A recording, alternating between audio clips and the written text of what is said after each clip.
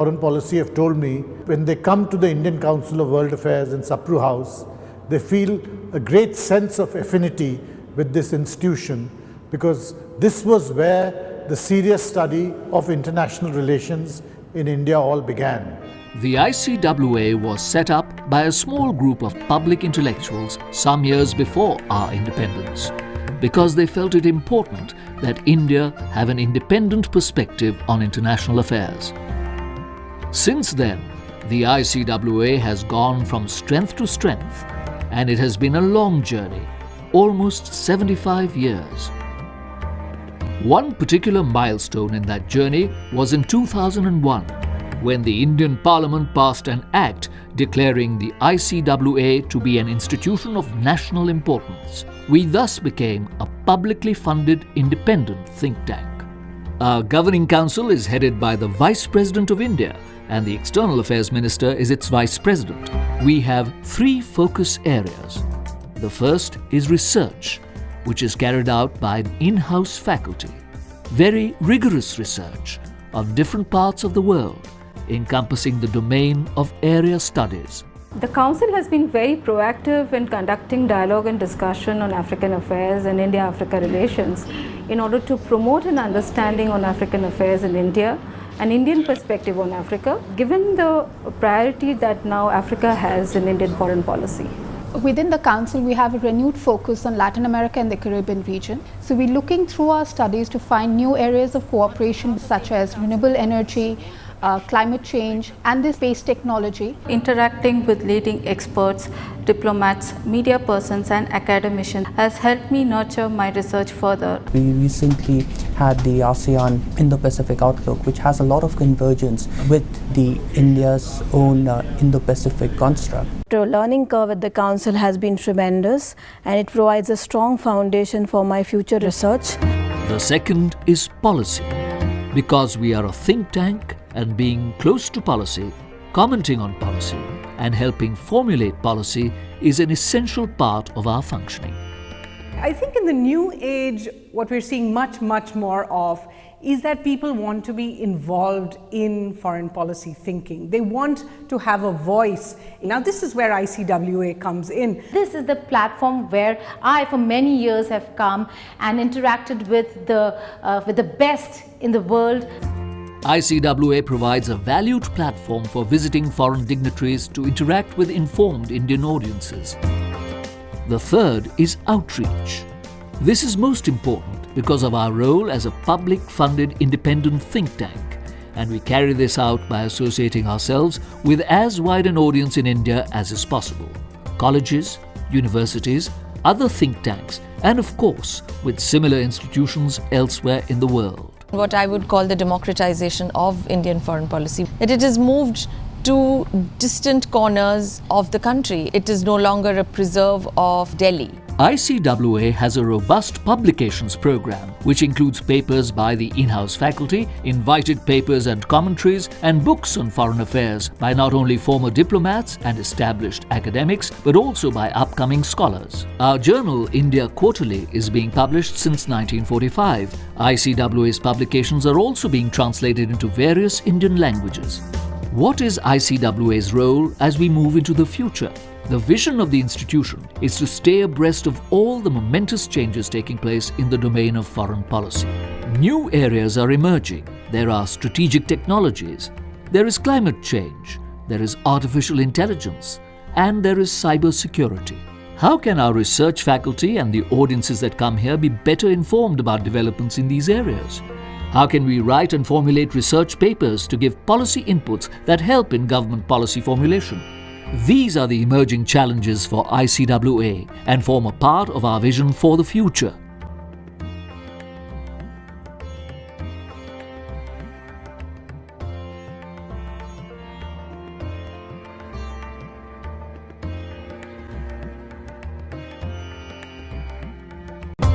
Welcome to the Indian Council of World Affairs, India's oldest foreign policy think tank.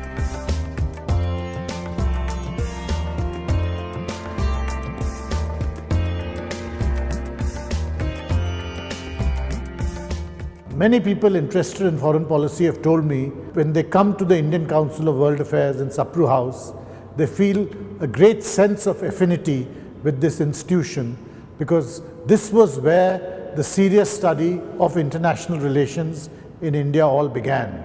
The ICWA was set up by a small group of public intellectuals some years before our independence, because they felt it important that India have an independent perspective on international affairs.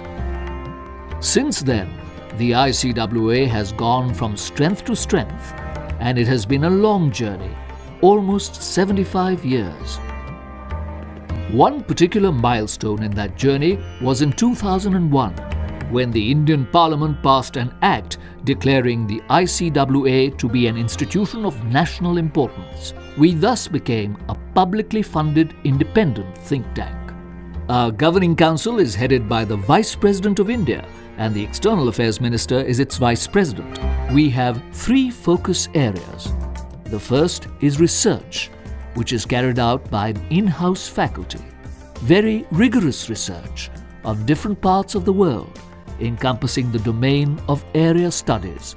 The Council has been very proactive in conducting dialogue and discussion on African affairs and India-Africa relations in order to promote an understanding on African affairs in India, an Indian perspective on Africa, given the priority that now Africa has in Indian foreign policy.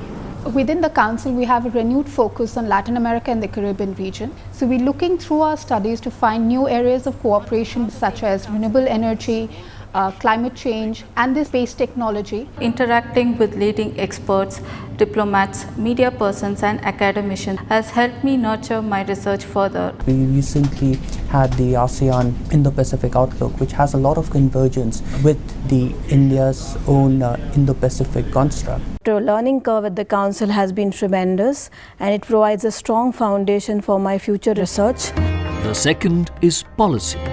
Because we are a think tank, and being close to policy, commenting on policy, and helping formulate policy is an essential part of our functioning.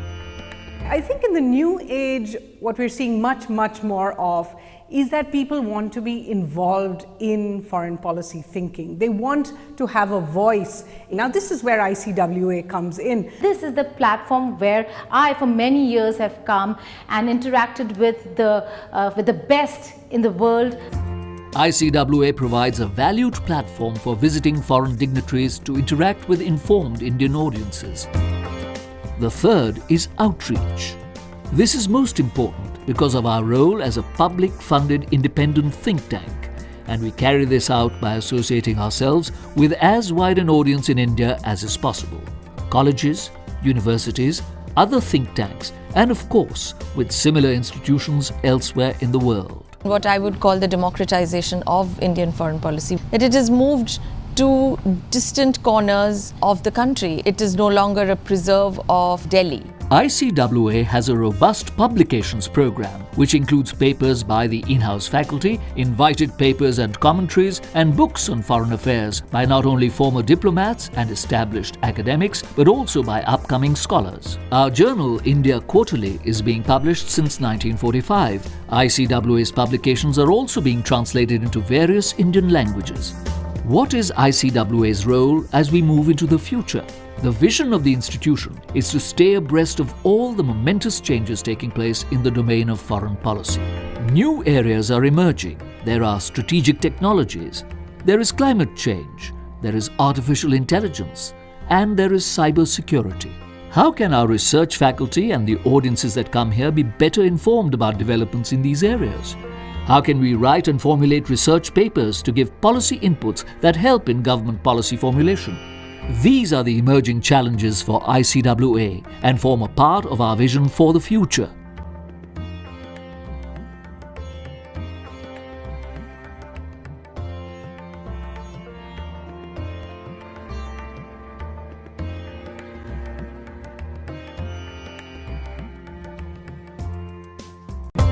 Welcome to the Indian Council of World Affairs, India's oldest foreign policy think tank.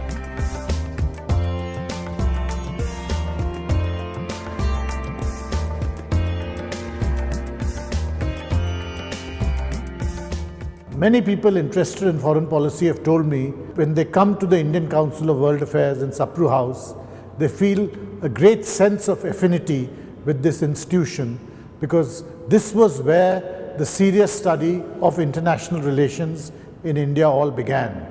The ICWA was set up by a small group of public intellectuals some years before our independence because they felt it important that India have an independent perspective on international affairs. Since then, the ICWA has gone from strength to strength, and it has been a long journey, almost 75 years. One particular milestone in that journey was in 2001, when the Indian Parliament passed an act declaring the ICWA to be an institution of national importance. We thus became a publicly funded independent think tank. Our governing council is headed by the Vice President of India, and the External Affairs Minister is its Vice President. We have 3 focus areas. The first is research, which is carried out by an in-house faculty. Very rigorous research of different parts of the world, encompassing the domain of area studies. The Council has been very proactive in conducting dialogue and discussion on African affairs and India-Africa relations in order to promote an understanding on African affairs in India, an Indian perspective on Africa, given the priority that now Africa has in Indian foreign policy. Within the Council, we have a renewed focus on Latin America and the Caribbean region. So we're looking through our studies to find new areas of cooperation such as renewable energy, climate change and the space technology. Interacting with leading experts, diplomats, media persons and academicians has helped me nurture my research further. We recently had the ASEAN Indo-Pacific Outlook, which has a lot of convergence with the India's own Indo-Pacific construct. The learning curve at the Council has been tremendous, and it provides a strong foundation for my future research. The second is policy. Because we are a think tank, and being close to policy, commenting on policy, and helping formulate policy is an essential part of our functioning. I think in the new age, what we're seeing much more of is that people want to be involved in foreign policy thinking. They want to have a voice. Now this is where ICWA comes in. This is the platform where I for many years have come and interacted with the best in the world. ICWA provides a valued platform for visiting foreign dignitaries to interact with informed Indian audiences. The third is outreach. This is most important because of our role as a public-funded independent think tank, and we carry this out by associating ourselves with as wide an audience in India as is possible. Colleges, universities, other think tanks, and of course with similar institutions elsewhere in the world. What I would call the democratization of Indian foreign policy. It has moved to distant corners of the country. It is no longer a preserve of Delhi. ICWA has a robust publications program which includes papers by the in-house faculty, invited papers and commentaries, and books on foreign affairs by not only former diplomats and established academics but also by upcoming scholars. Our journal India Quarterly is being published since 1945. ICWA's publications are also being translated into various Indian languages. What is ICWA's role as we move into the future? The vision of the institution is to stay abreast of all the momentous changes taking place in the domain of foreign policy. New areas are emerging. There are strategic technologies, there is climate change, there is artificial intelligence, and there is cyber security. How can our research faculty and the audiences that come here be better informed about developments in these areas? How can we write and formulate research papers to give policy inputs that help in government policy formulation? These are the emerging challenges for ICWA and form a part of our vision for the future.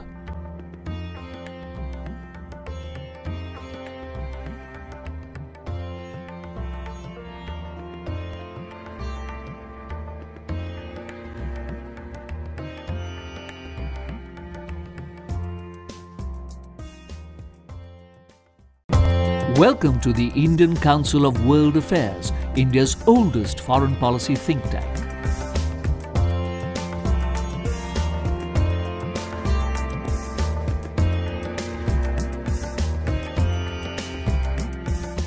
Many people interested in foreign policy have told me when they come to the Indian Council of World Affairs in Sapru House, they feel a great sense of affinity with this institution because this was where the serious study of international relations in India all began. The ICWA was set up by a small group of public intellectuals some years before our independence because they felt it important that India have an independent perspective on international affairs. Since then, the ICWA has gone from strength to strength, and it has been a long journey, almost 75 years. One particular milestone in that journey was in 2001, when the Indian Parliament passed an act declaring the ICWA to be an institution of national importance. We thus became a publicly funded independent think tank. On behalf of Indian Council of World Affairs, it is my great pleasure to welcome you all to today's webinar on China-Pakistan relations and the CPEC, returning to the shadows. We are sorry for the delay due to technical hiccups. We are grateful to all of you for graciously accepting our invitation. We know that the so-called China-Pakistan Economic Corridor initiative was officially launched in April 2015 during Chinese President Xi Jinping visit to Pakistan. The government of India has consistently opposed CPEC since its very beginning as it passes through Indian territory illegally occupied by Pakistan. CPEC has undergone some major adjustments over the last 5 years. The project is also facing major challenges and a slowdown is very much evident. It is now pertinent to argue that the debate in Pakistan and China built around the game changer narrative is losing its ground. Our today's webinar is inspired by Mr. Andrew Small's China-Pakistan report published in September 2020. His serious academic work has answered many questions on the subject, including whether the China-Pakistan Economic Corridor experience is going to place certain kind of limits on the Sino-Pak bilateral relations in the immediate future. To extend the debate and discuss all relevant issues, we are joined today by author of the report himself, Mr. Andrew Small from Germany, and Professor Srikanth Kondapalli, Dr. Abanti Bhattacharya, and Dr. Ashok Behuria from India. Allow me to brief you about today's program. Today's webinar will be chaired by Dr. T.C.A. Raghavan, Director General ICWA. We are aware that he is former Indian High Commissioner to Pakistan and author of a famous book on Pakistan, namely The People Next Door, The Curious History of India's Relations with Pakistan. The program will begin with opening remarks by the chair.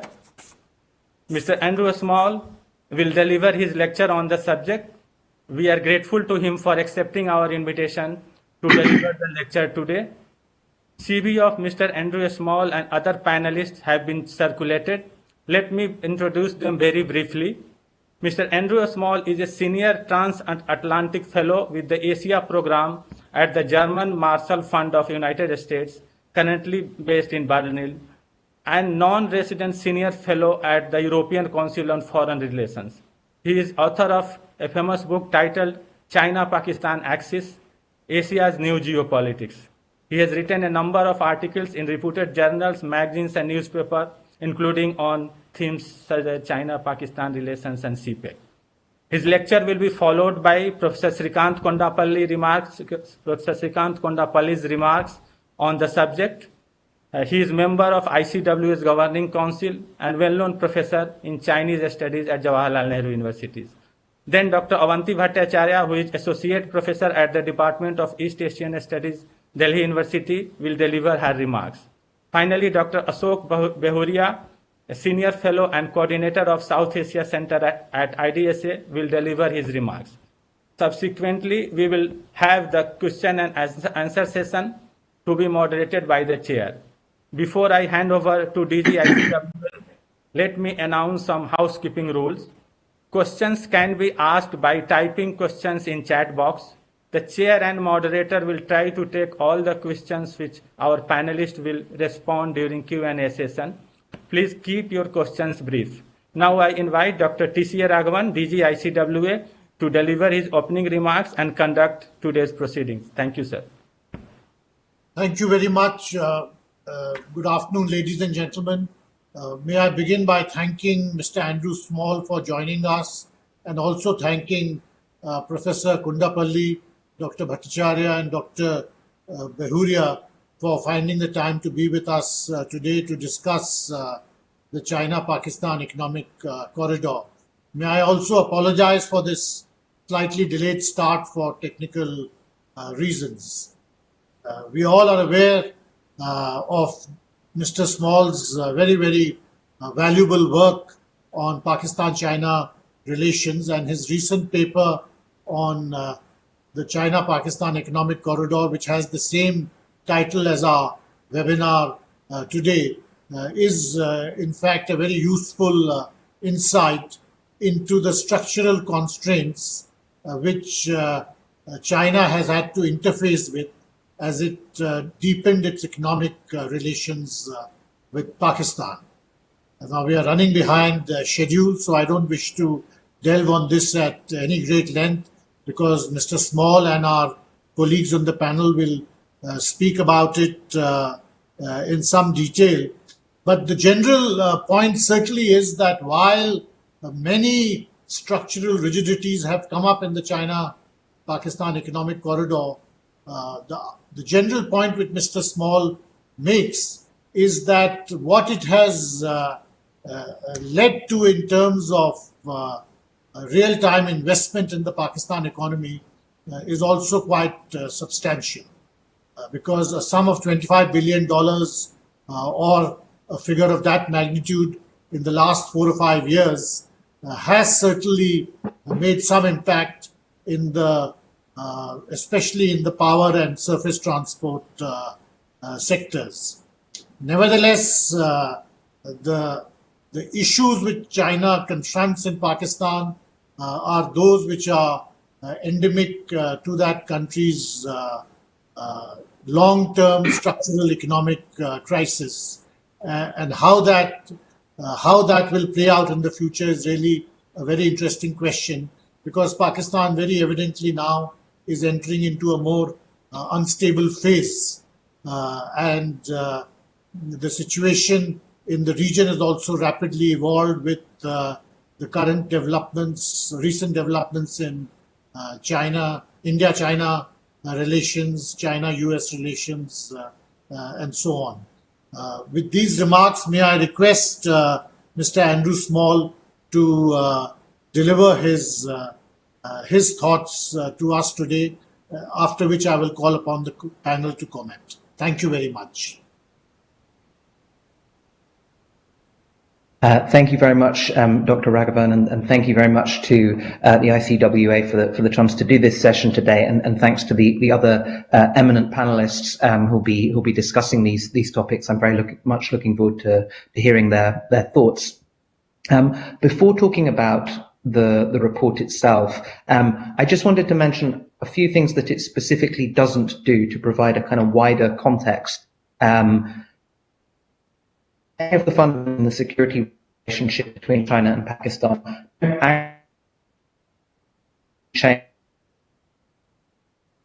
discussion on CPEC is not much of the is. Those underpinning, everyone in a group like this knows extremely well, are still there, and in many respects are still the most important element of the Sino-Pakistani partnership. And that security and political relationship always gave a different meaning to CPEC than many of the other big clusters of BRI projects.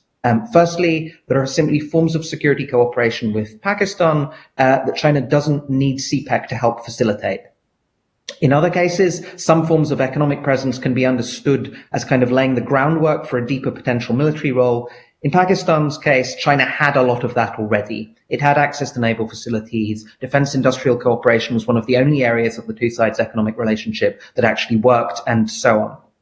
Secondly, in Pakistan's case, unlike others, there was a clear strategic objective to bolster the country's economic situation. In plenty of other instances along the BRI, if a country runs up problematic levels of debt, or if its economy falters, China often sees ways of benefiting anyway. I don't think it means that it does this deliberately necessarily. It just means that it's often indifferent to some of these macro outcomes if its companies benefit and if it can extract various other outcomes that help to facilitate its other strategic goals.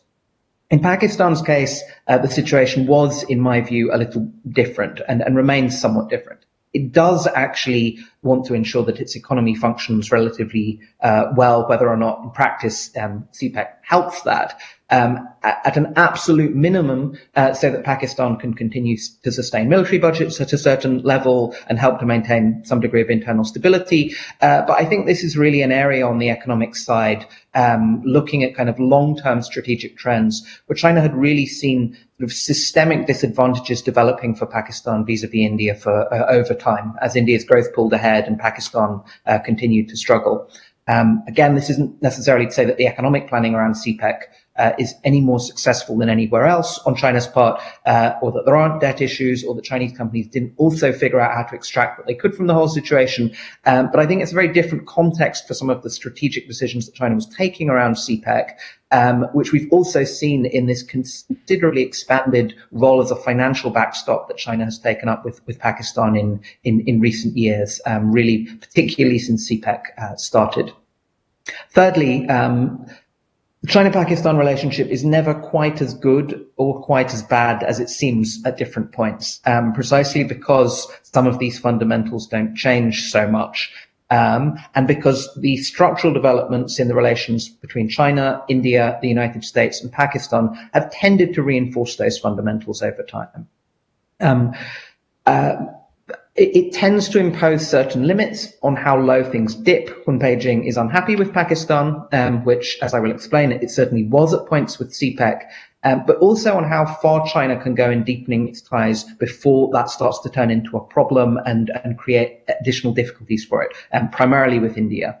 And those limitations, both on the upside and the downside, are not always fully evident to both sides. And looking at the longer history of the China-Pakistan relationship, it's really been marked by a process of kind of rediscovering at intervals what some of those limitations are, which I think is what we've seen to a certain extent with CPEC itself. Kind of final point of almost throat clearing before I go on to run through some of the elements of the report.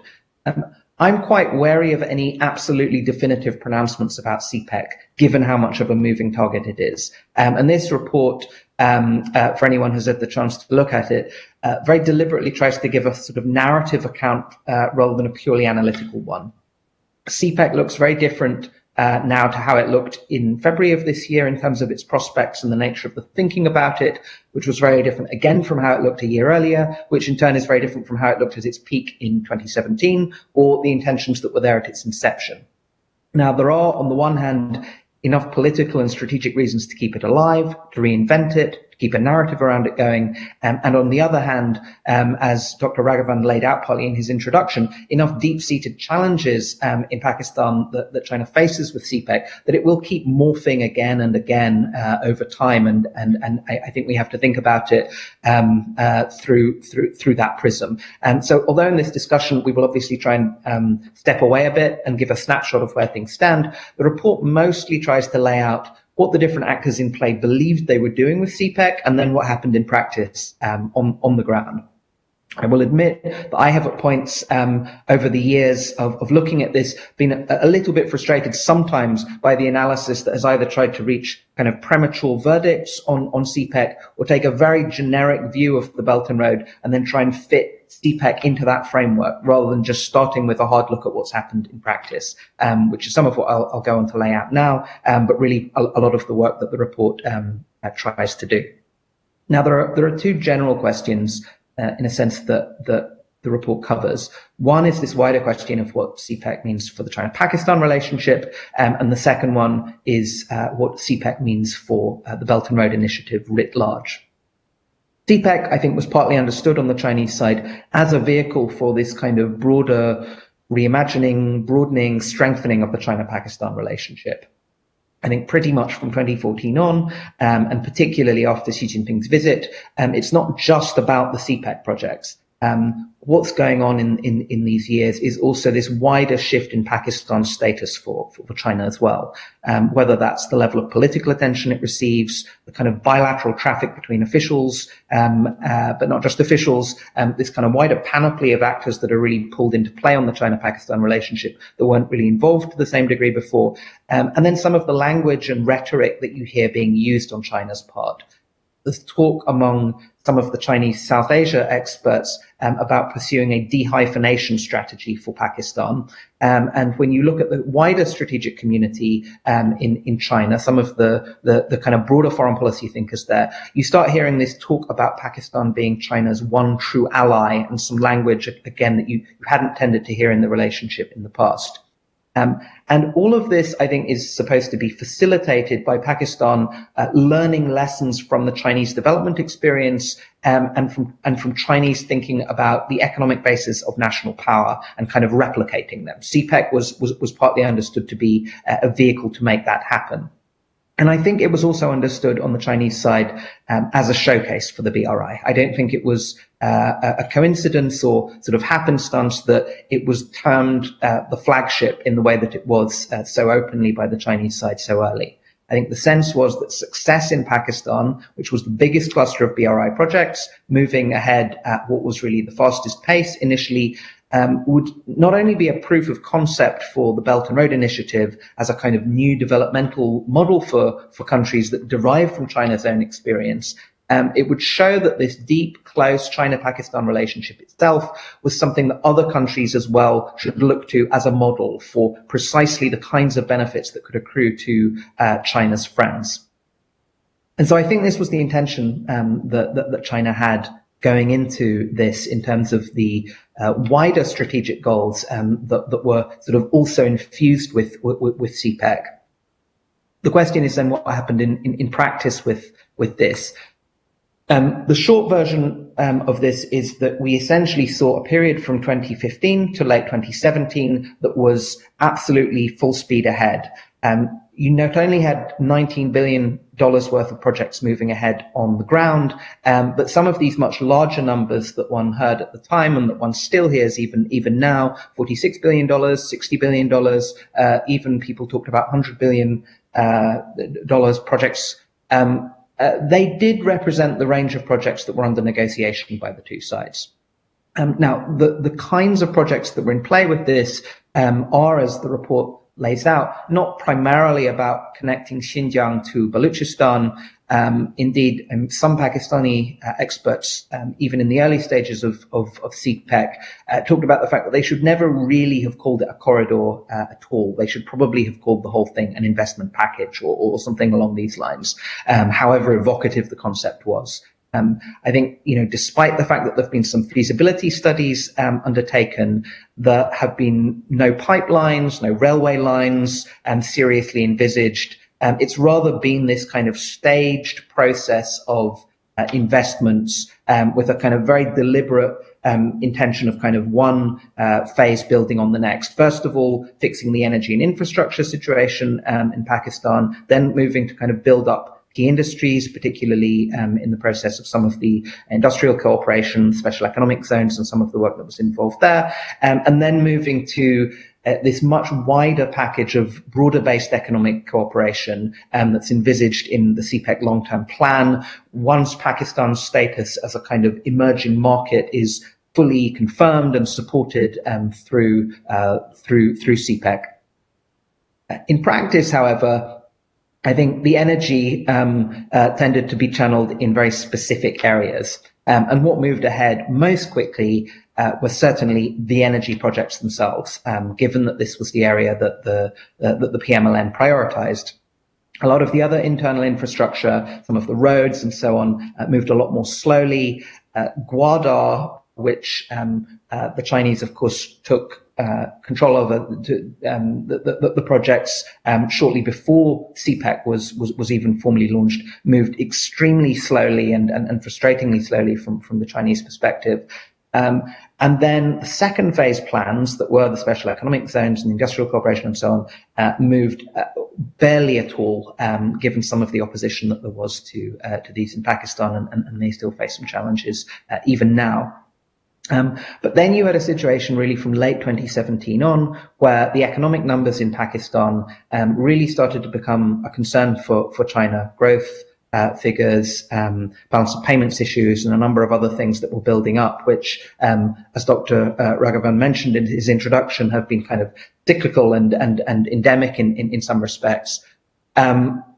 So by the time you got to the end of 2017, you started to have a lot more caution on China's part about financing new projects.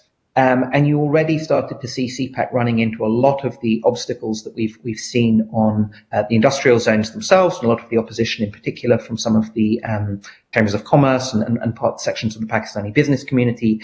We started to see a lot of the payment issues on the energy projects, even the ones that were completed. Again, some of the very predictable payments, circular debt issue, and so on, kicking in for some of the Chinese companies, and then some of the political headaches that kicked in. Some of these at the earlier stages of the development of CPEC, particularly around objections to routes and a lot of the question marks that were raised by opposition parties. But more than that, as the tensions between the army and Nawaz Sharif escalated through that year, China basically decided to wait out the elections before doing anything new. And it should be clear, I think, that on the Chinese side, they were very unhappy about what went on with the PMLN and the decisions that the army took there. And I think they made that very clear privately as well. They had a very strong preference for political continuity in order for CPEC to be pulled off, which they also made very clear. And that, of course, got even worse in practice for them when Imran Khan actually took office. And I think it's quite evident that he took office with a far more skeptical view of CPEC. I think, by all accounts, privately, he had seen CPEC through the lens of the PMLN and the agenda of the Sharifs, and didn't tend to see it as a kind of national project that had this real consensus that had been built behind it. And then from the Chinese perspective, you see this really kind of almost disastrous period through their eyes. They step in, they try to be accommodating to the new government, even though it's absolutely evident as well that they think that the PTI agenda is really not a very good fit for what CPEC is actually supposed to be about. Then they get hit with all of these public interviews with ministers, particularly the famous interview with Dawood with the FT about putting CPEC on hold, and even kind of almost shockingly to the Chinese side, interviews on Xinjiang and the Uyghur situation at one point, that was briefed out from the religious affairs minister. You have a very disappointing visit from the Chinese perspective from Imran Khan, his first trip to China as prime minister, in which he essentially demands aid and bailout money, which has always been, from China's perspective, the kind of economic relationship with Pakistan that they hadn't wanted to see develop. Less publicly, and I think this has been covered less openly, you had a number of Pakistani officials being pulled in for interviews over corruption issues around CPEC projects through this period of time. And the net effect of all of this, the economic situation from late 17 and the political headaches that China was facing at the level that was qualitatively that they faced with CPEC in its first 2 or 3 years, meant that CPEC virtually ground to a halt. The old projects continued to be wrapped up and continued to move ahead, but essentially nothing new happened. And I think most importantly, any sense of that original transformative agenda, this notion of CPEC as a developmental game changer for Pakistan, I think starts to be pretty much dropped on China's part.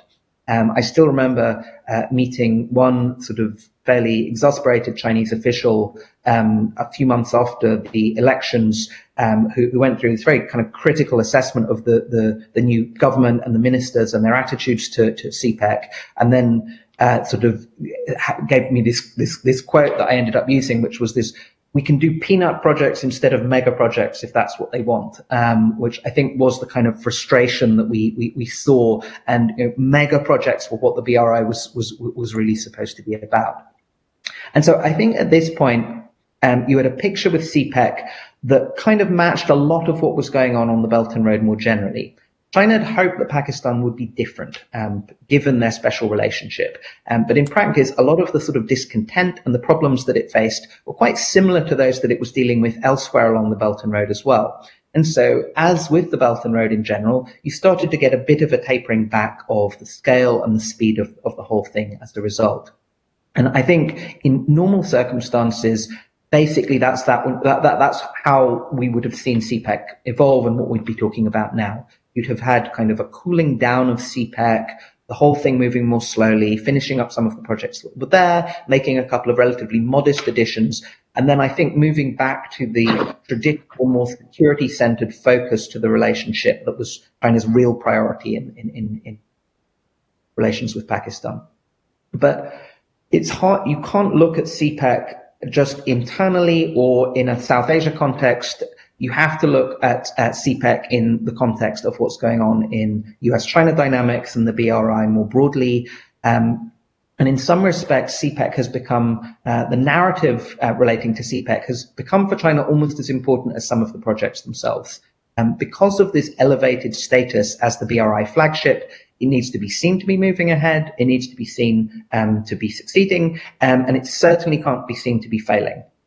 So especially after last year, with the CPEC critique launched by the Trump administration, it's become yet another issue that's ended up in different respects being subsumed in this sort of wider Sino-US strategic context in a way that really CPEC had not been until this point. And the report goes through the kind of evolution of US thinking on CPEC as well, which I think was initially at least neutral, if not relatively supportive of it. And that's really invested what's happening with CPEC with a lot more political charge than was the case in those earlier days.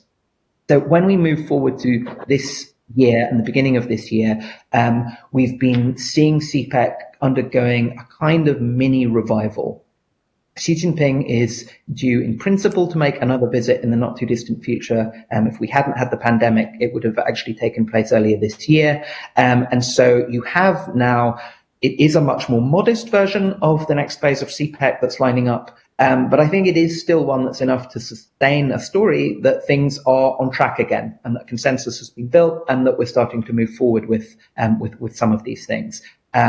The army is, of course, in essence running the new CPEC authority, even if it's a retired general who's in the position to do it. We've had the green light on a few special economic zones. We've had this kind of renewed push to get Gwadar done. We've had this package of social aid projects for the new Chinese aid agency to run, which they kind of made a virtue out of the fact that, you know, they hadn't really wanted to do aid projects in Pakistan, but could at least do these as a sort of experiment. We have at least one really big ticket item, the ML1 railway line, even though the financing for that is not fully secured, and then a couple of new hydroelectric dams moving ahead. The pandemic has certainly affected things, but if anything, I think the geopolitical context and the need for some economic activity has given some additional momentum beyond what we saw at the beginning of 2020, even if it does mean at the same time that Pakistan, like many other countries, is seriously embroiled in debt negotiations with China, including over individual energy projects. So where does that leave things? I think there are some of these wider reasons relating to what's playing out between China and India and China and the United States, that we are back in some respects to this kind of doubling down by Beijing on the China-Pakistan relationship again. But I think that's despite what's gone on with CPEC rather than because of it, or CPEC really having functioned as a helpful vehicle in that regard. It's a lot of that traditional security relationship with the new framework of China and its global power projection needs, with some more modest economic overlay, rather than this kind of much broader based China partnership that China had originally intended with CPEC. And I think the fact on the narrative that we now have a situation in which Anytime a minister steps out of line with their public comments about CPEC, the Chinese ambassador would call on GHQ, who would tell that minister to shut up, is an indication that we're not really going through a kind of deeper revision of what CPEC's about. We're very much in the realm of narrative control on China's part. There's always been a question of whether CPEC would rebalance or reinforce some of the existing power structures in Pakistan. I think we've tended to see in the last year what the result of all of that is. Lastly, from the perspective of the Belt and Road Initiative, I think in certain respects it's been a chastening experience for China. I think this elevated language about game changers and flagships and so on has somewhat receded, at least in private on the Chinese side. And I don't think that most Chinese officials now think that they're really emerging with a showcase in CPEC that other countries will want to replicate. I think China's also become aware as a result of this that doesn't necessarily, even in a country with Pakistan where its political and security linkages are so strong, it doesn't really have the wherewithal to pull off these kind of really huge transformative developmental projects, which CPEC was intended to be. It can do that within its own borders, but even in a country like Pakistan, as friendly as Pakistan was to it, I think we see the challenges that China faces, not just there, but more, but beyond that too. As Dr. Raghavan said at the beginning, if we step away from this loftier goal and judge it against some more modest metrics, it does still represent a significant increase in China's economic presence in Pakistan. There was one Chinese expert I quote in my book who had a paper a number of years back on the two sides' economic relationship that was simply called the China-Pakistan Economic Relationship Tiny and Weak. It's not tiny and weak anymore. It has expanded notably in the last period of time. I also don't think Pakistan appears to be in unmanageable levels of CPEC-related debt. I think that may well have happened if we'd been talking about a $60 billion initiative, but it's substantially smaller than that. The Pakistani economy has certainly struggled in recent years, and some of that has been a contributory impact from CPEC, particularly on the balance payments side, but it's largely not CPEC's fault. As Dr. Raghavan said, I think it is due to some of these more endemic issues. Which is why I think in the end, the report characterizes CPEC as a sort of disappointment rather than a sort of comprehensive failure. I think it's a disappointment from both sides, from which both sides are now drawing lessons. And this pared down version of CPEC that we're seeing should be somewhat more resilient than the more ambitious maximalist one, which I think just really outran the political nature of what was even helpful in the China-Pakistan relationship to be achieved. I don't think China appreciated the level of political focus and political infighting that took place around CPEC as well. This more modest version, I think, is probably a bit more manageable politically too. And I think economically, unless we see some really bad choices in terms of the projects that are moving ahead now, simply in order to keep this narrative of a CPEC success story alive, it should be somewhat more resilient economically than this perhaps excessively ambitious version that we first saw. But I think it will be resilient largely because of a greater awareness, as I mentioned at the beginning, of some of the limitations of what China can achieve in Pakistan and elsewhere too, not because those difficulties that CPEC or the BRI faces have really been overcome exactly. As the report lays out, I don't think we're seeing signs of a sort of BRI 2.0 or a CPEC 2.0 emerging that can go back to that more ambitious transformative agenda. And I'll wrap up there. Thank you very much, Mr. Small. That was an excellent overview, a bird's eye view of where CPEC stands today. I would entirely agree that there is a doubling down and a greater reliance on the Pakistan military to make sure that CPEC projects and the overall CPEC narrative is not eroded by what else is happening in Pakistan. Whether this reliance on the Pakistan military to insulate the CPEC narrative from Pakistan's domestic turbulence will succeed or not, one doesn't know. I think we'll have to wait and see. Past experiences, again, I think we'll end up with a 50-50 answer. But may I now request Professor Srikanth Kondapalli to kindly share his thoughts and his comments on what we just heard in terms of an overview on CPEC and in general on the Pakistan-China relationship. Thank you very much, Ambassador Raghavan. I think it was a very good introduction by Andrew Small, and the report as such is quite professional in its assessment. I agree with him on the slowing down of many of the CPEC projects, and I would trace this to the context within China, domestic factors, and the pushback domestically within China.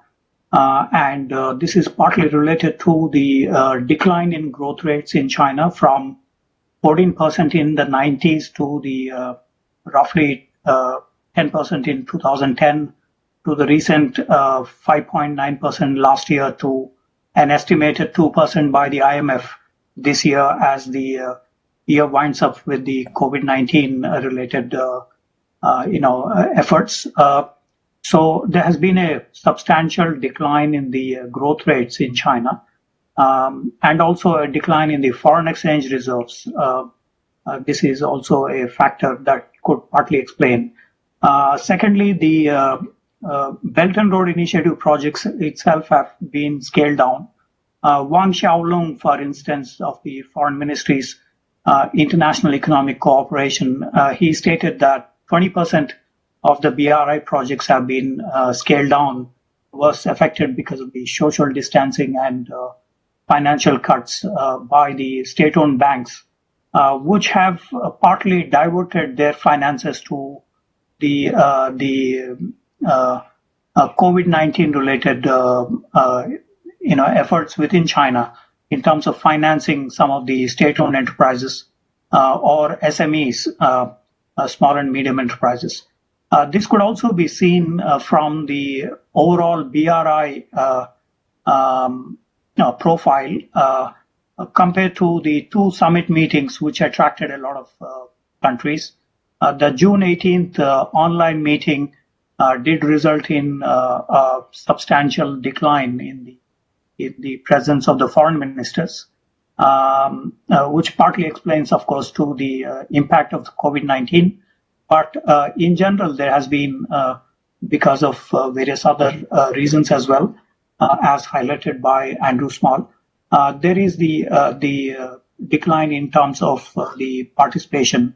China launched the CIIE, China International Import-Export in Shanghai on November 4th this year. The third expo has been declared. However, when you look at the export-import orders, especially imports, there has been a substantial decline in the import section. While publicity mentions compared to 2013, when the BRI was launched, about 1 trillion, 1.0113 trillion has been contracted in terms of trade. This has not shown anything substantial increase. So it remains roughly $1.34 trillion of trade with the BRI countries. In terms of investments as well, the BRI has seen decline in the investments. As we discussed, the state-owned banks, CDB, China Development Bank and others, Exim Bank and others have given less loans to the BRI projects and more loans domestically so that they can counter the COVID-19 related fallout on the economic growth rates. So this has been the larger context where the Chinese want to wriggle out, but the structural factors are too strong enough.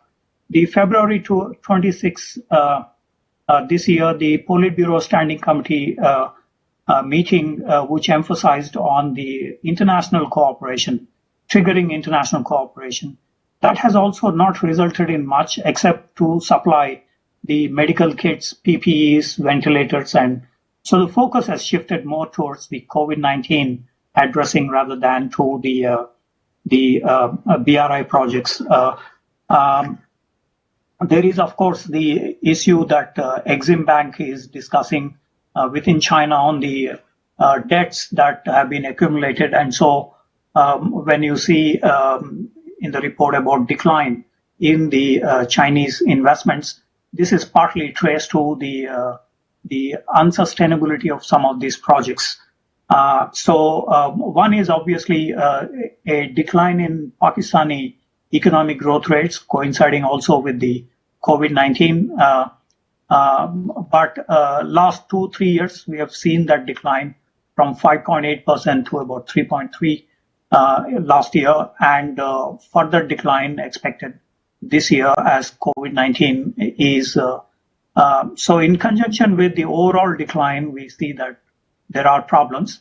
Other issues that have been highlighted include, of course, the lack of transparency, the high costs, the Chinese labor being utilized extensively, the speculations about the debt trap. These are ones which have been major concerns. And the Pakistani public debt has also increased substantially. As the Chinese public debt is increasing, we have also seen in relation to the CPEC projects. In 2018, there is an estimated 13% increase in the public debt in Pakistan and subsequently as well. So the loans that the Chinese are dishing out to Pakistan, although not very transparent, but they're coming at around 5% interest rates. So that is also leading to a lot of local criticism within the Pakistani Senate and others that we saw on Hambantota or on Mombasa port in Kenya or the Romanian cancellation of some of the railway projects. Although some other BRI projects are actually continuing well in Thailand, Malaysia, the Indonesian ones, in Laos and Cambodia as well. However, in the case of the other BRI projects, the high interest rates and debts, accumulated debts, are creating some trouble. Some road projects have also been cancelled in Pakistan, although 70% of the investment is going to the energy projects and 30% for the infrastructure in the CPEC. Yet there is the overall issue on the debts that have been accumulated. Of course, there is the problem of corruption, which has been raised by the Chinese side, partly to exert their control over the local ministries and others.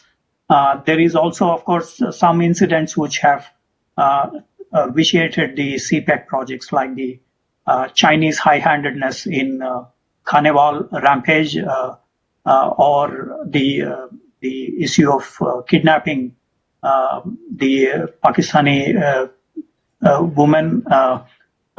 There are also the issues of Quetta incident of kidnapping Chinese, which did create problems between the Chinese and the law and order situation within Pakistan. Karachi consulate has been attacked in November 2018.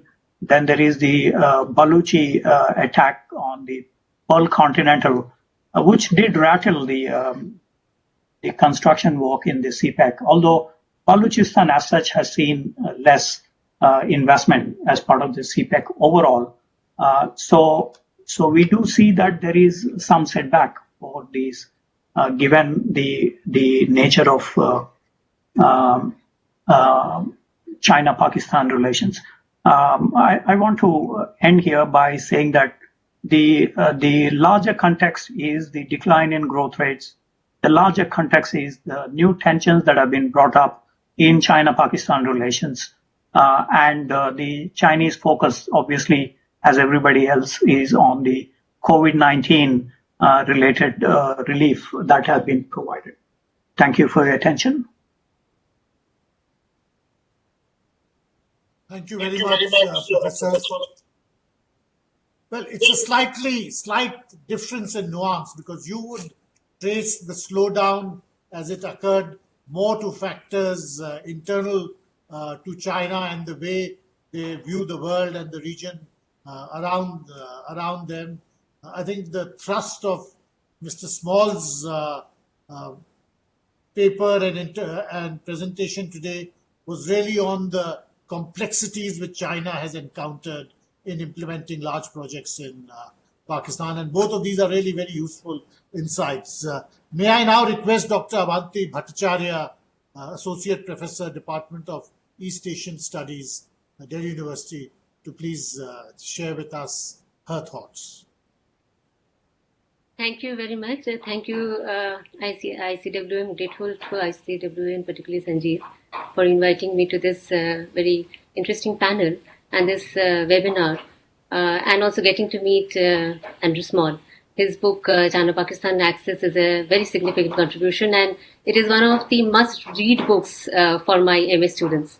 About this report on returning to the shadows, which he has written in September, certainly it is very illuminating and very significant so far India's foreign policy vis-a-vis China is concerned. And the crux of the report, as I understand, the CPEC is moving from mega projects to peanut projects, which is indicative of downgrading of ambitions for CPEC by Pakistan and China. But much of the downgrading, I believe, is happening because of the COVID factor. It may take off. So in that sense, it is a temporary factor in that sense. But what this actually suggests, and which is more significant, is that the success of the BRI is critically dependent on the neighboring regions. So neighbor is the periphery, or the periphery regions is, I think, the crux for the success of the BRI. So that is what is more important, COVID or no COVID. Actually, neighbor, the factor of the periphery is more crucial for China's success of the BRI project. So, in this report, what Andrew Small has very succinctly argued, and this he has done that by specifically indicating China's skepticism about the present Pakistan government led by Imran Khan, which Ashok would definitely speak about that more in detail. About the second factor he talked about, which is defining this downgrading, is the changing strategic context. So here and in this, about this strategic context, Andrew Small says, and I quote his lines, China sought to stabilize ties with India, which necessitated a discrete backing away from the comprehensive upgrade in its relationship with Pakistan that was evident from 2015 to mid-2017. Besides, he also suggests that CPEC has become a factor in the wider rivalry between Beijing and Washington. Thus, he argues that the CPEC has been bound up in a geopolitical tensions rather than functioning as a neutral economic and developmental initiative. This is indeed a fact. But I really doubt about China stabilizing its relations with India and therefore backing away from upgrading its ties with Pakistan. I really cannot agree on this much. Because if one looks closely into the BRI, it is actually about controlling and stabilizing its periphery and thereby extending and expanding its influence. In fact, on the heels of the official announcement of the BRI on September 7, 2013, when this idea of Silk Road economic belt was first mooted, and on October 3rd, 2013 again, when a 21st century maritime Silk Route was first proposed, you had this conference in Beijing on the diplomatic work toward neighboring countries on November 24th and 25th October in Beijing 2013. At this conference, Xi Jinping laid out the importance of periphery strategy by stating the need to realize the two centenary goals, that of achieving a well-off society by 2021 and becoming a developed nation by 2049, and thereby achieving the great rejuvenation of the Chinese nation. And I quote his Xi Jinping's statement. He said, China needs to work with its neighbors to hasten interconnectivity and establish a Silk Road economic belt and a maritime Silk Road for the 21st century, and thereby create a new pattern of regional economic integration. This statement indicates a critical link between BRI and China's periphery policy under Xi Jinping's leadership. From then on, I have traced that periphery policy came to be hailed as #1 foreign policy strategy of China. Much of the Chinese scholars, they think that this is the #1 foreign policy under Xi Jinping. And what this essentially means is BRI is not only predicated on China's periphery policy, but this periphery essentially supports, sustains, and ensures China's domestic security. Therefore, we see that while Xi Jinping launched the BRI, he also called for rebalancing of Chinese economy, that is shifting from export-driven to consumer-driven, from manufacturing to service sector, from low-end products to producing high-end products, and from black economy to green economy, that is environmentally friendly economy. And that what we also see Xi Jinping has pledged to attain carbon neutrality by 2016. And the second, so that is all about how periphery would support China, or how Pakistan in that sense, China, one of the important partners in BRI, China's BRI, Pakistan, would support China's periphery strategy. Second point related to China's security is that its security concerns are intricately linked with political security, economic security, and today most critically linked with food security. And a recent report in October indicates that China is going through a agrarian crisis and resorting to aggressive import of food products from all over the world. Of course, food security has been part of its resource diplomacy, and from 2000 decade onward, when apart from oil, you find China began to buy farmlands in the third world countries, including Africa, Latin America, and now expanding into Pakistan. And there are also apprehension among the Chinese farming sector about Chinese intrusion in the farmland. Therefore, in that sense, I would beg to differ from Andrew Small's point when he says that despite the use of the term corridor, it was never intended as a serious cross-border artery. Certainly, it is not a serious cross-border artery, but undeniably, it is a unilateral corridor serving Chinese domestic economic and strategic needs. Therefore, CPEC has tremendous geoeconomic significance for China. And under no circumstances it would dilute the import of the project, meaning India-China relations would not see improvement on account of downgrading of the CPEC. Further, I would say that CPEC is not the result of 2015 policy decision of the Chinese leadership. Rather, way back in 2010, the Xinjiang Work Conference held in May unveiled a new Xinjiang policy that focused on leapfrog development and long-term stability. These were the two words used. And an integral part of this work report was creation of SEZ at Kashgar. As it is quite well known, Kashgar, located in the south of Xinjiang, is a hotbed of separatism and Uyghur nationalism. It is also close to Pakistan and Afghanistan, where terrorism is a major issue. So in order to bring the region within the ambit of central policies, Chinese government policies, and check separatism, which China calls as three evils, the Kashgar SEZ was conceptualized. Only in 2015, Kashgar was connected with the Gwadar deep sea port in Balochistan province of Pakistan that China had helped build since 2002. With regard to the Gwadar port, it was in 1993 that Pakistan unveiled the proposal for construction of the Gwadar port, but due to shortage of funds, the project had failed to take off. Only in 2001, following the visit of Chinese then Premier Chu Rongqi, that the construction of the port was undertaken, and the first phase of the project was inaugurated in March 2007. Therefore, till 2012, the management of the port was in the hands of a Singaporean company, after which it was taken over by the Chinese company. Further, in late 2015, Gwadar SEZ was formed and it was leased out to China for 43 years until 2059.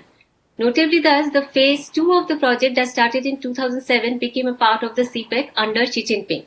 In effect, CPEC is not some novel creation, rather it was simply crafted by joining the two dots, that is joining Kashgar with Gwadar.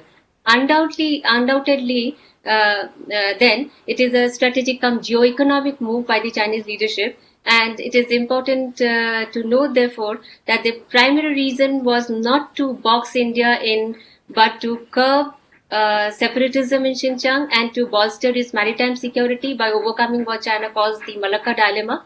And this evolution of the CPEC clearly suggests that China did not aim CPEC to be a game changer for the Pakistani economy. The focus was purely centered on China's domestic interests, China's own geoeconomic interests. So the corridor is inevitably a unilateral one to mainly serve Chinese national interest. Thank you. Thank you very much, Dr. Bhattacharya. Another very, very interesting view on how China sees the CPEC as part of its larger view of its peripheral regions. May I now ask Dr. Ashok Behuria to please share his thoughts with us.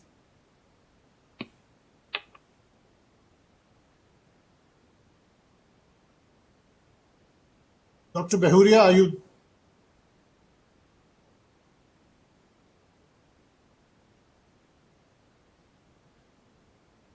Maybe there's a temporary disconnect, but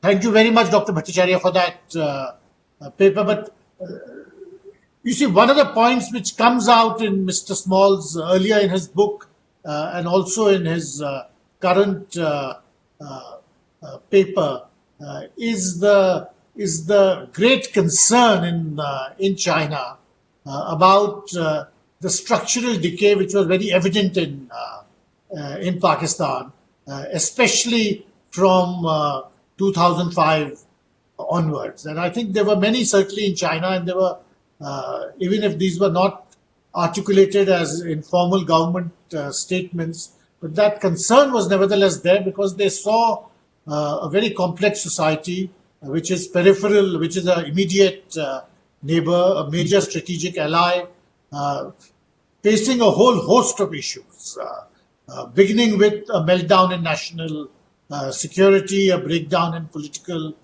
consensus, but also an economic crisis. And certainly the view would naturally have come to the Chinese that let's try to develop Pakistan, and they would try to do so in the way they know best, which is building infrastructure. So while the strategic and the geopolitical and the I'm so sorry. I'm so sorry. I'm back. Yes, Dr. Behuria. Please, Okay. please. We are waiting I'm so for you. sorry for some of the internet disturbances here. I just couldn't log in time. So there was some issue with the internet.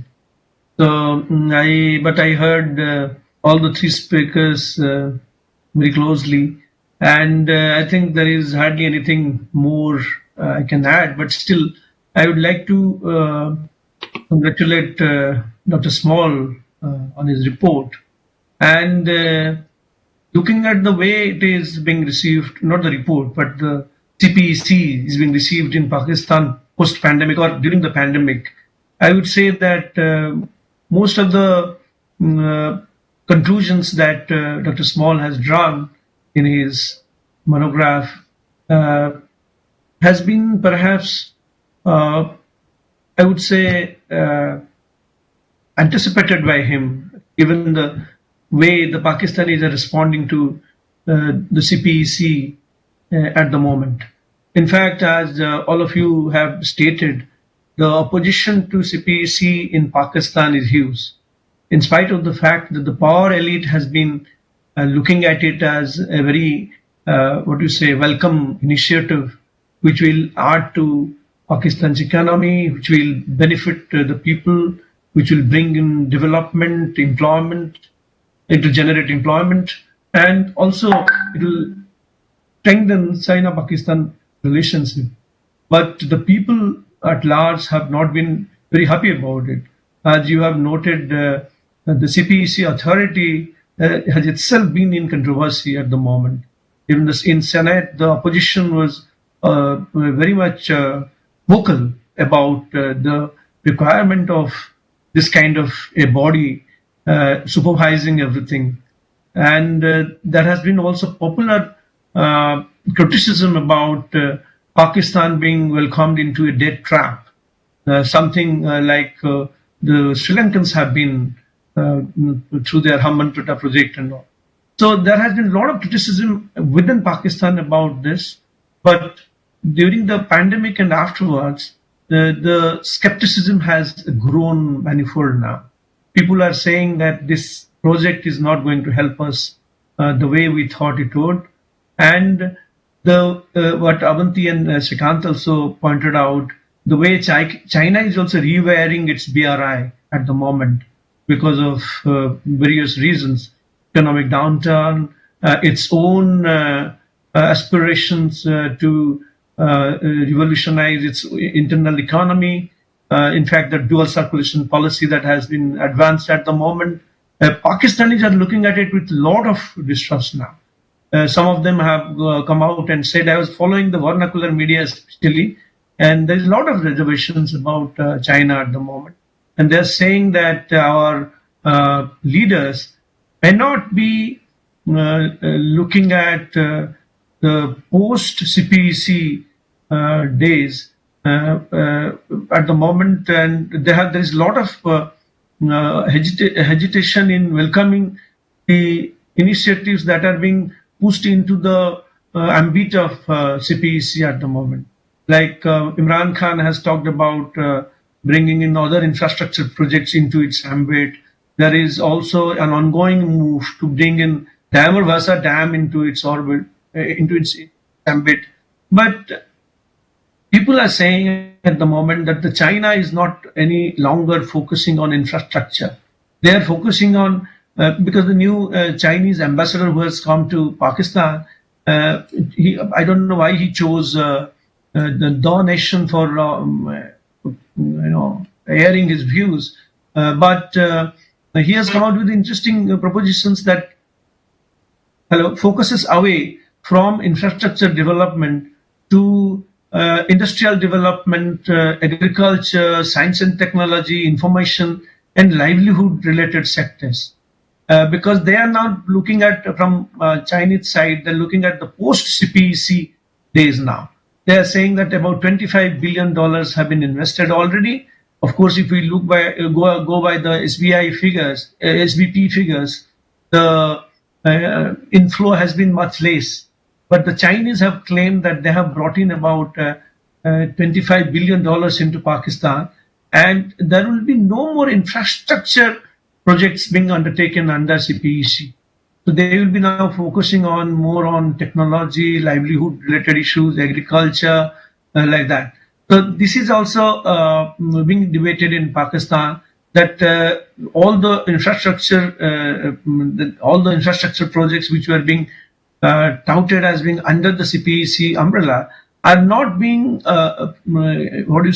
completed, and the Chinese are refusing to also put in money into those projects. In fact, if you look at the western line, the central line and the eastern line, as far as the CPEC corridor is concerned, a lot of projects are not finished yet. So there are a lot of doubts about that. So in that sense, China and Pakistan will have to recalibrate a lot of their developmental engagements at the moment. Given the paucity of funds, perhaps, given of the Chinese hesitation to put in a lot of money into these projects.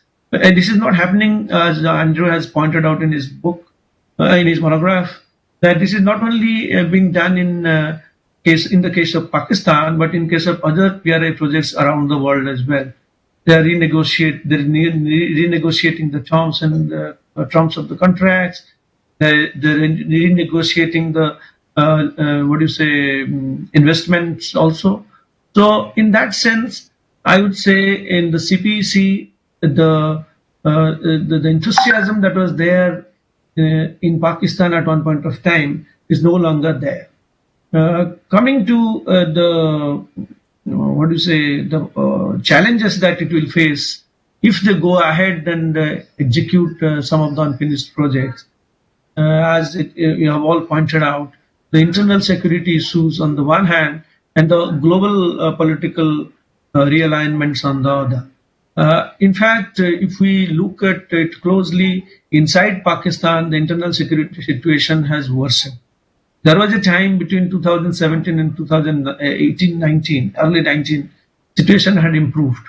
But at the moment, the way the security establishment is looking at it, the way they are coming out with statements after statements on the PDM, the Pakistan Democratic Movement, and the PTM, the Pashtun Tahfuz movement, and the Baloch resistance.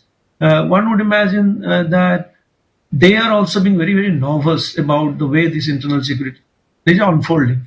And what is common to all these opposition is their skepticism about Chinese involvement in Pakistan. In fact, Fazlur Rahman in the latest Quetta rally, he pointed out the establishment of PIDE, they call it Pakistan Island Development Authority, PIDA, which has come up recently, as having as being set up as an invitation to China to come and occupy certain islands near Karachi and around Balochistan. So this is very interesting. They are saying that the islands are being, this island authority is being created by Pakistan government at the instance of the army to develop these islands, to surrender these islands to China, which will affect the livelihood of about 800,000 fishermen in Pakistan. So this is what is being done, what is being said at the level of the opposition parties in PDM.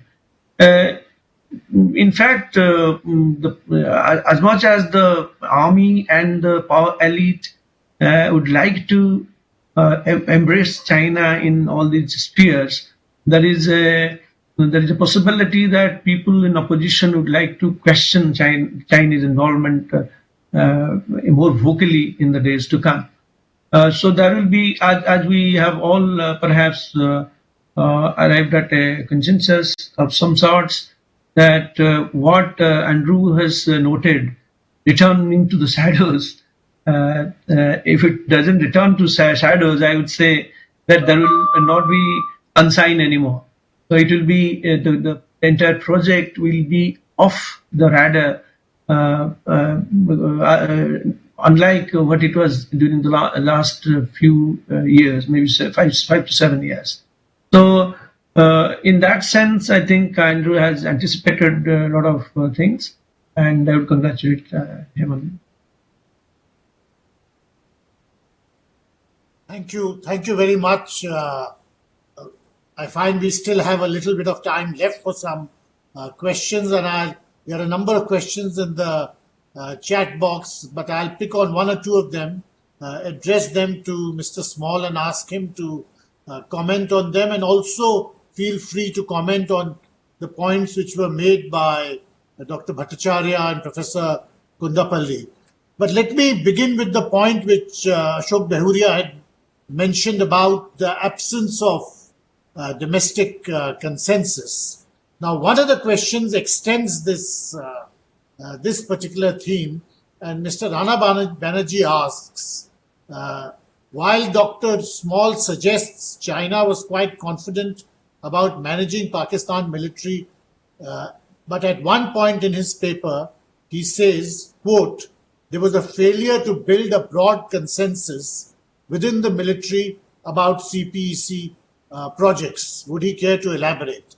So the question in brief is this absence of domestic consensus, while there is obviously evidence for it within the political class in Pakistan, and to some extent it is to be expected because it's open season in Pakistan right now.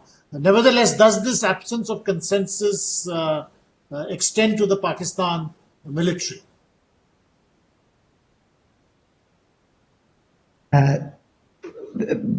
Just to begin by thanking all the other speakers for excellent comments that have also enriched my own understanding of many of these topics. So, and as well as for the kind comments on the report.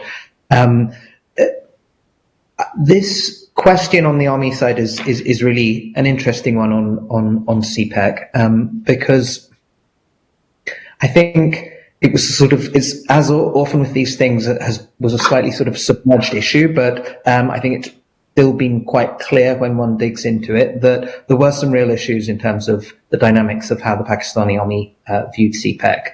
They didn't like, I think, and actually again, to prefix it, Pakistani military has, of course, been China's closest partner. It remains China's closest partner. This is who they've relied on when anything else has struggled. That doesn't necessarily change, but I think it was quite clear that the Pakistani army didn't like the level of control they exercised over CPEC. They wanted more. They didn't feel they had a clear overview of all the money that was changing hands.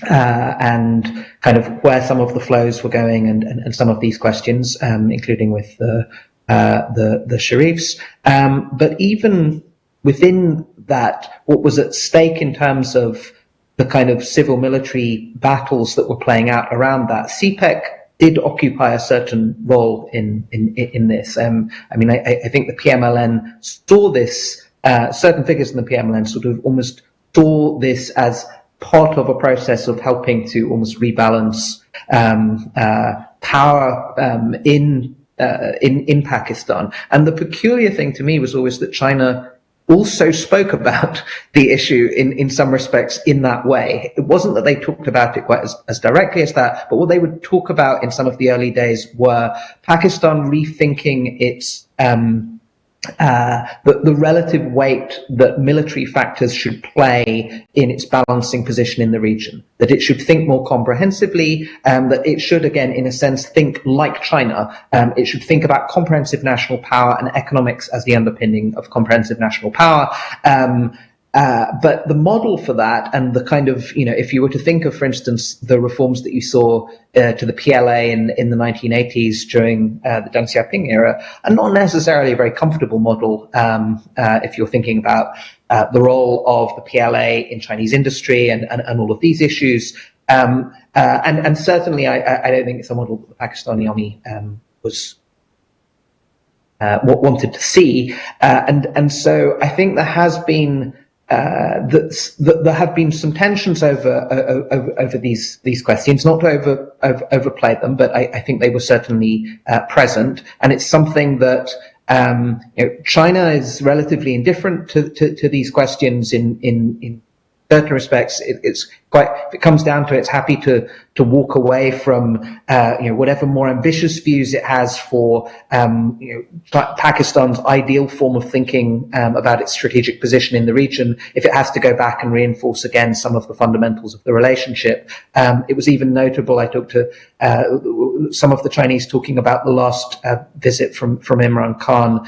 They made a very specific point of holding some of the meetings together on the Chinese side, so that there was scrupulously no differentiation between what was going on with the army chief and Imran Khan, and talked about sort of not exactly correcting for some of the mistakes in terms of what had gone on before, and the sense on the army side that they didn't see everything that was going on. But I think that was part of what they had in mind with this, and the new model CPEC authority and some of what we're seeing there.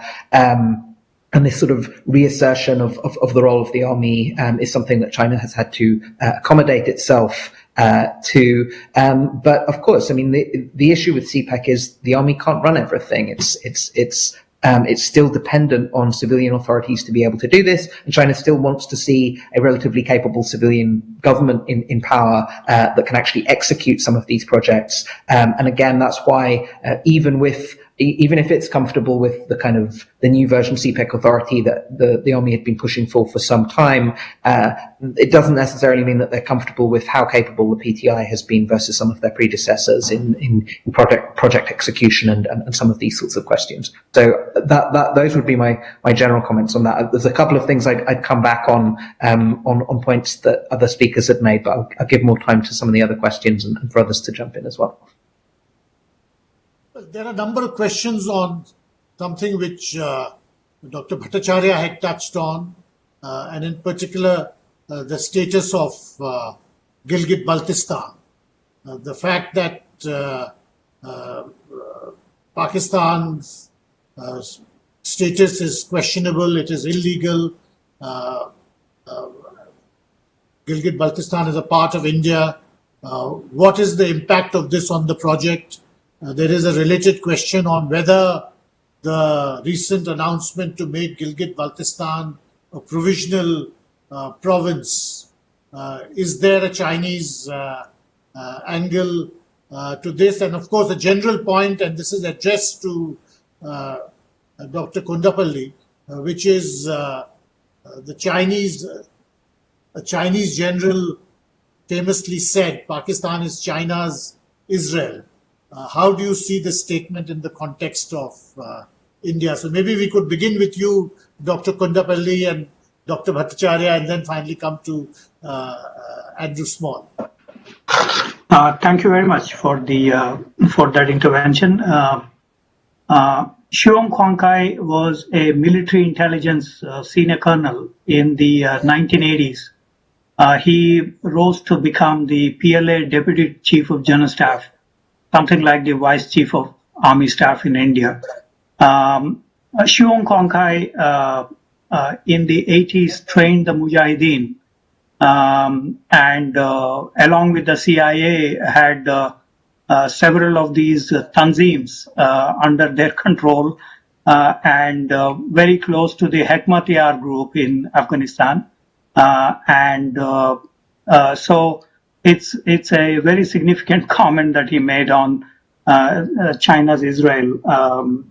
Xiong Huangkai at the Tsinghua University, he keeps writing the annual strategic assessments every year, and he invites a lot of Pakistani generals and foreign ministry officials and academics. Shireen Mazari is a constant fix in these meetings. Yes, the overall comment on the China's Israel, I think we have seen that in various ways, and in the light of the Galwan incident currently, we have seen the Chinese statements about the 370 article, about Home Minister Amit Shah's statement in the parliament on Aksai Chin. They have also huge stakes in the whole, in terms of the CPEC, because the Daulat Beg Oldie Darbuk Shiok road, the 260-kilometer odd road that Indian Army had built and operationalized, will land in the Karakoram ranges, and that's where some of the projects in the hydroelectricity or infrastructure of the CPEC are involved. So as the crow flies, it's a distance of 200, 300 kilometers, not far away from the road constructed by the Indian Army. So somehow these are all interlinked, and the basic problem for the Chinese is what would happen to Agil, Shimshal, Ruskam, and Sakshgam in the event of escalation, and also the overall Ladakh PIB maps that have been circulated since November last year, the Press Information Bureau.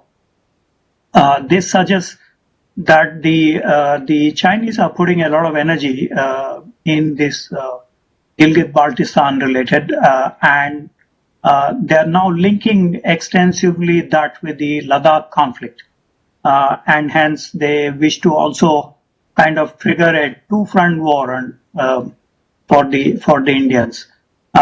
It has been in a relatively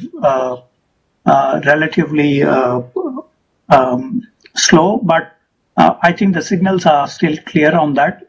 They would wish to put pressure on India by having a second front, because what we have seen is a armed stalemate between India and China.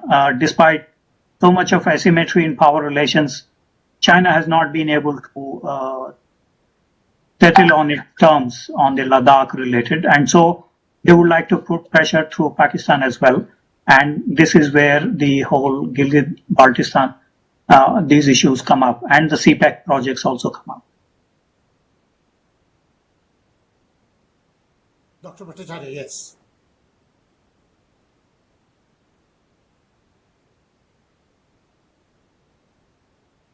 I think you're muted. Yourself, unmute yourself. Oh, sorry. I don't find any questions addressed to me, though I do agree with Professor Kondapalli. He is quite, and very true. I think China is preparing for a kind of engaging India in a two-front war. That is very clear in this. And on Andrew Small's report, certainly it is one of the very important insights. I'm not downplaying the fact that he has actually tried to say how much economic factor is China is bringing in the Pakistan issue, but economic is never an issue for, it is, I think, more strategically, it is more geo-economic interest rather than, even if it is using that economic factor, it is for strategic reasons. So when it is not really bothered about economic development, and because the BRI from the very fundamentally, it is not reciprocally, it is not reciprocal arrangement. It has never been that. It is simply a unilateral project. So definitely it is not going to, from the very beginning and till the last, it wouldn't serve Pakistan interests at all. So given that the whole focus on economic, which it happened to see like lately, I think it was an eyewash. That is my just understanding on that. No otherwise questions, sorry. Can I come on this Gilgit Baltistan? Yes, Dr. Behuria. Yeah. So this Gilgit Baltistan issue, that I see a lot of questions on that. In fact, we were looking at it very closely in IDSA, and what we gathered from here is that we saw that even if it was not there in the public domain, there are a lot of writings in Pakistani media talking about the possible Chinese pressure on Pakistan to declare it as its fifth province, and they basically to avoid criticism from India that it is a disputed territory. So that was in the works for a long time, ever since Nawaz Sharif came to power in 2013. He established a committee which was headed by Sartaj Aziz, and Sartaj Aziz, after he produced his report, it was not made public initially. But he, in his interaction with media, very clearly stated that they cannot perhaps give it provincial status because it will interfere with Pakistan's claim on Kashmir because of the United Nations resolutions and other things. So even today, when they are giving them interim status, that is at the back of their mind. But that it is debatable whether there was genuine Chinese pressure. But one thing is for sure, in the Gilgit-Baltistan belt, there is a popular disaffection growing by the day. They are not only targeted against the Pakistani administration, but also against China to a certain extent. Like this special economic zones that have come up under a lot of pressure within Makpun Das, they don't have a lot of, local investment there. There's no local employment there. So there's a lot of local resentment against the Chinese investment. China is trying to address this in its own way, and they have perhaps taken the army into confidence on this. And that is why I thought, maybe before this PDM started, 4-5 days before that, you would remember General Bajwa called in all the opposition members, THQ, and discussed this issue with them. Only after that, they gave them interim status. Interim status, it's not a final thing as yet. So that is one thing. Second thing, there is a question I noticed by Alex Luke on whether Pakistan is getting into a debt trap. In fact, unlike Sri Lanka, where people are not quite happy about happy about getting into a debt trap, China people are very happy about it, especially the power elite. They are happy about it. They are getting into a debt trap. All this $25 billion of investment that the Chinese are claiming. But if you go by SBP, it is about $12 billion. So whatever it is, this is a debt which is going to be detrimental to Pakistan's progress in the days to come. But they talk about the sweeter than honey relationship, and people in Pakistan, my friends in Pakistan, would say that that is a $3 trillion reserve that China has, and $62 billion is nothing. So they can wipe it. So Pakistan is fondly, they hope that Chinese will wipe it. And if you look at the larger strategic picture, the Chinese are very happy about developing Pakistan as a de facto colony. And this is what people are talking about even within Pakistan. So in that sense, you also must remember this MY line, that ML1 line that is coming up. A lot of Chinese investment coming up there. And the Chinese are not happy with the government's demand that they should levy only 1% interest. Chinese are not happy about it. The Chinese companies are saying that they will levy more interest, that the interest will be of higher rate. So the Chinese are master businessmen in that sense, like what Bismarck said about old Europe, old UK, England is true of China today. It's a nation of shopkeepers and merchants that was said there. And now also Chinese are also trying to work their way out in a manner that they will bring in development in certain quarters, but they will siphon off the money into China.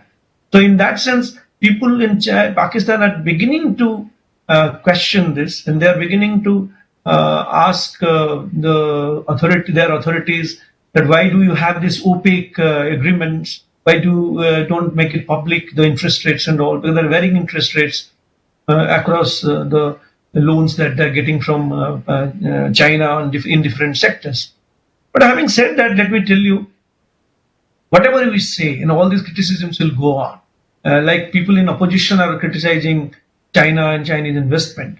But I'm sure tomorrow, if the opposition comes to power, they will have no other option but to work with China. Because the kind of existential question that they are obsessed with vis-a-vis India, that will constantly propel them towards China. And this China-Pakistan nexus, as Andrew's other book says, will continue. Despite whether CPEC will be there or not, whether CPEC will be a success or a failure, the China-Pakistan amity will go on. Thank you. Thank you. I think on that point, there is very little disagreement. And but on the question of is Pakistan falling into a debt trap, I think outside of a narrow fraternity of public finance experts or economists, most of the elite in Pakistan would agree with Dr. Bhattacharya that would see this entire set of projects as a strategic investment, and therefore say that when it comes to crunch time in terms of repayment of these debts, a strategic view will be taken. But let me ask Dr. Andrew Small to now comment again on the points which were raised and also the other points which he wanted to bring up, because we have slightly overshot the time, but because we began late, we can continue a little longer. Yes, so let me kind of take on a couple of those things. And actually, the technical difficulties that led us to start late were my fault. So I'm very happy to run a little longer myself as well. So a couple of points that I'd make. First of all, disentangling the strategic and the economic, I think, in this situation is difficult. The strategic objectives that China had, in my view, with CPEC, did involve some fundamental economic goals for Pakistan as well. I think there's often a sense that the kind of strategic is then a shorthand for military or various extractive benefits and things. I mean, as I tried to lay out a little bit in the introductory remarks, I think, and as I think Dr. Raghavan, as he was sort of making some of his further comments noted, there are a couple of strategic goals that China has and strategic needs that relate to Pakistan that do involve some of the economic fundamentals, that do involve Pakistan's internal stability, that do involve the strength of Pakistan's position in the region, that do therefore also rely, and even going back into some of the questions around Xinjiang and stability implications for China itself, that I think did feed into an approach to Pakistan that said that certain forms of bolstering the economic situation there would be advantageous and were something that China should kind of invest in this developmental agenda there. How that then translates in practice when you then train the institutions of Chinese economic policy making, the lending institutions, the companies and things on all of these negotiations, going with the Napoleon quote that Dr. Behuria mentioned, is then another matter. Now, there were some decisions that were made that were sort of a wider set of views about things like the interest rates that should be charged. China, that these economic institutions are absolutely paranoid about turning into kind of a sugar daddy for Pakistan. They're paranoid about putting money out on bad projects, and so even now, when you're having the ML1 and some of these negotiations, they've never deviated on some of these interest rate issues. They've been very reluctant to cut interest rates. They've been very reluctant, except on specific projects, the Gwadar cases and some more concessional ones, to offer certain sets of terms. But they are willing at the macro level then to roll debt over. I mean, this gives them the maximum degree of sort of control, in principle, returns if the things are successful, but it means they can address these things laterally as at the macro strategic level of saying, okay, well, we don't actually want Pakistan to get into certain forms of trouble with this, but there maybe are some things that we want to see them do, and that may be conditional on us providing some of that financial support. But we've seen repeatedly in the last few years, in a way that we did not before, a willingness on China's part to extend certain forms of financing that in some respects Pakistan had only been able to get from Gulf states or international institutions. And I think that has been that was part of the implicit promise around CPEC as well, that China kind of would step up its role in that regard. But this was also understood, I think, on Pakistani negotiators' side. I quote, I plenty of them at the time during the early negotiations. They knew perfectly well what the strategic situation was such. Pakistan, if they hit difficulties, would from certain of these other would be treated differently from certain of these other countries, and so get the money in, whatever the terms are, get the investments to be moving ahead, and we'll deal with the consequences later. And so I think this is part of the questions around debt traps and interest rate terms and the economic objectives and some of these things. I think are quite a complex one in that regard. I think in practice, China has not, and CPEC has not delivered on the developmental objectives. But again, I mean, seeing the way that they thought about this and the way that they tried to approach it, I think it's very clear that they did have this kind of long-term schema that they'd worked out for something that would have a transformative economic effect on the Pakistani economy. They just rooted that in a view of their own developmental strategy that wasn't necessarily a good fit, and there were all sorts of questions around how they executed it and whether it was ever going to be something that worked in Pakistan's case. The second and final point I would make is on this is on Gilgit-Baltistan and also kind of going back to Dr. Bhattacharya's point about some of the China-India dynamics relating to CPEC, because I think it's particularly here where you saw them come together. China had hoped, I think, unrealistically, that India would be sort of neutral on CPEC, that they'd see it through an economic prism. They'd say, we'd park the strategic security issues in another box, and then some of the kind of, China invests in some energy companies in Pakistan and then makes the case, as Li Keqiang did very explicitly, that this would have sort of stabilizing benefits and things. They didn't think India would be supportive. They understood it would be seen through a different prism, but they sort of hoped for some degree of almost neutrality around it. When it became clear that that was not going to be the case, that CPEC was going to be seen through the kind of corridor prism, and it was going to be seen in terms of what the implications were, routes through Kashmir and all of these sorts of issues, the territorial and sovereignty issues. This did give them a certain degree of pause, particularly when it came to some of the larger projects that might be seen as changing the status quo on the ground, and that's Dayama Basha in particular. And if you followed the negotiations on Dayama Basha in 2017, including some of the exchanges that were taking place between Beijing and New Delhi on this, there was a high level of sensitivity around precisely these issues. Would some of the larger projects in Gilgit-Baltistan, and then separately from that, in Kashmir proper, how would this affect the overall understanding of how CPEC was seen? Was there a way of almost sort of salvaging this in the bilateral relationship?